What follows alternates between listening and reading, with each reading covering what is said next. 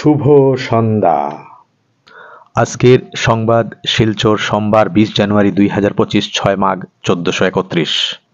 পড়ছি আজকের দ্বিতীয় পাতার বিশেষ বিশেষ খবর।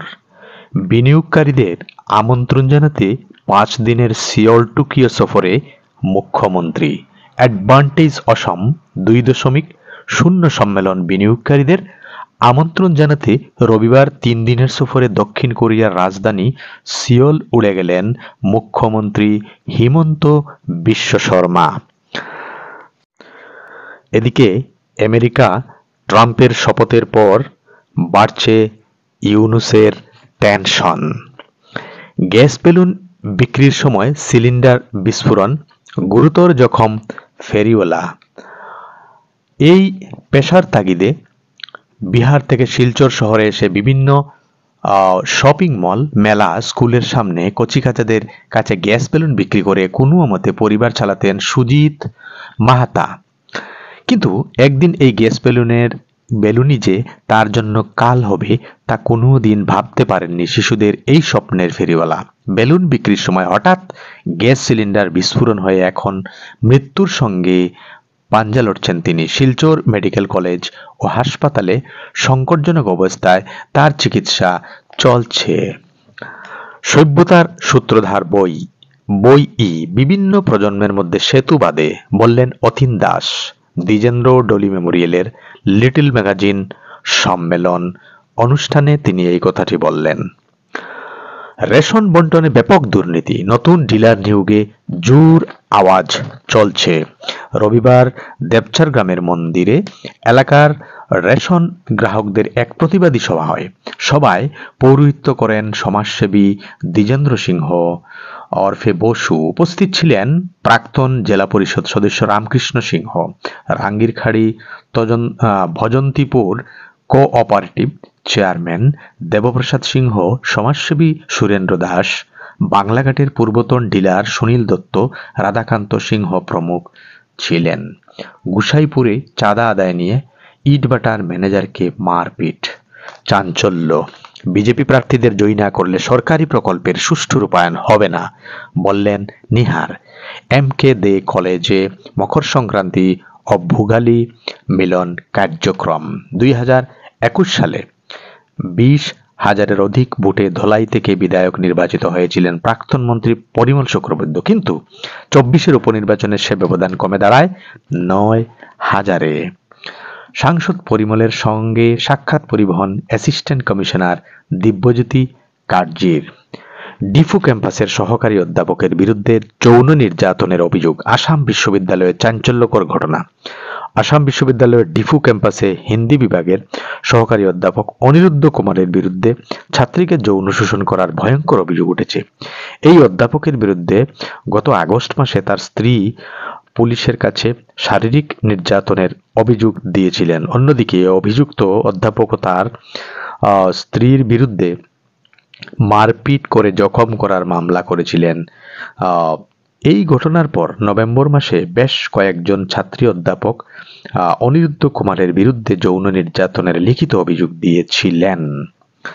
গুজরাটে আম্বানির বন্তারা চিড়িয়াখানায় অসম অরুণাচলের 23টি হাতি রপ্তানি করা হয়েছে।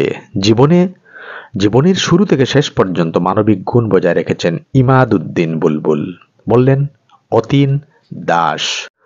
এবার শ্রীভূমি ও হাইলাকান্দির খবর। গায়ত্রী মন্ত্র জপে একাগ্রতা, জ্ঞান বৃদ্ধি পায়, বললেন স্বামী শিবনাথজি। প্রচুর ভক্ত সমাগমে পীর মাওলানা আয়ুব আলীর উরুস মাহফিল সম্পন্ন হয়ে গেল। কাল হাইলাকান্দিতে মন্ত্রী অজন্তা নেওগ, রাজ্যের অর্থ, মহিলা ও শিশু উন্নয়ন মন্ত্রী অজন্তা নেওগ মঙ্গলবার হাইলাকান্দিতে আসছেন। সারা আসাম ম্যালেরিয়া কর্মী সংস্থায় স্থান পেলেন বরাকের 2 জন।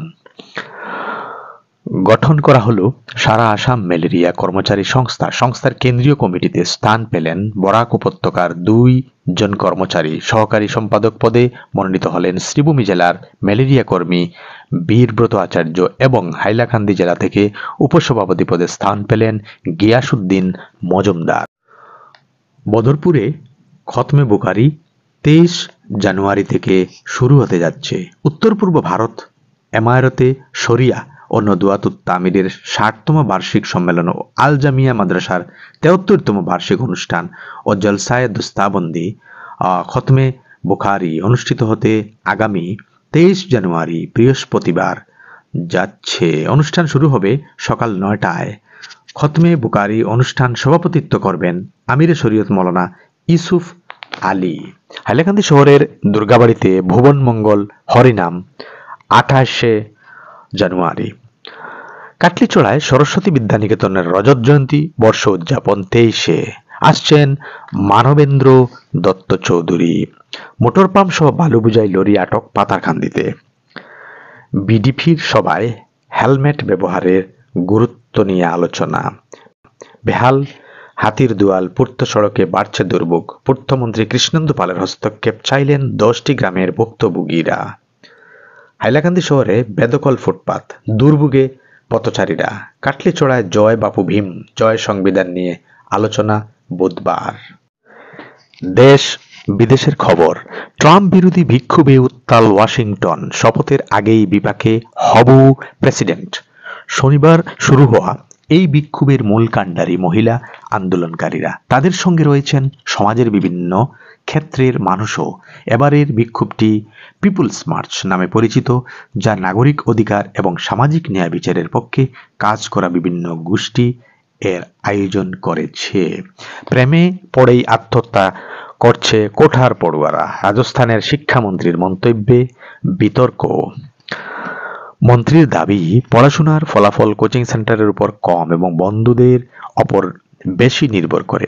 আর এরপরই মন্ত্রীমশাই বলে বসেন, প্রেমে পড়ার কারণেই কোটায় একের পর এক পড়ুয়া আত্মহত্যার পথ বেছে নিচ্ছেন। কৃষকদের দাবির মুখে নথি স্বীকার কেন্দ্রের। 14 ফেব্রুয়ারিতে হবে বৈঠক। কৃষকদের আন্দোলনের কাছে নথি স্বীকার করল কেন্দ্র। কৃষকদের দাবি নিয়ে আলোচনায় বসার প্রস্তাব দিয়েছে মোদী সরকার। জানা গেছে 14 ফেব্রুয়ারি পাঞ্জাবের কৃষক নেতাদের সঙ্গে বৈঠক করবে কেন্দ্রের একটি প্রতিনিধি দল। গাজায় ছড়িয়ে থাকা অবিস্ফোরিত বোমার অপসারণে সময় লাগতে পারে 10 বছর, সতর্ক বার্তা বিশেষজ্ঞদের। রাষ্ট্রপুঞ্জের তথ্য অনুযায়ী গাজায় প্রায় 4,20,00,000 টন ধ্বংসাবশেষ সরাতে হবে। এর জন্য প্রয়োজন প্রায় $70 কোটি। এছাড়াও অবিস্ফোরিত বোমাগুলো অপসারণ বা নিষ্ক্রিয় করতে 10 বছর সময় লাগবে এবং খরচ হবে কোটি কোটি ডলার।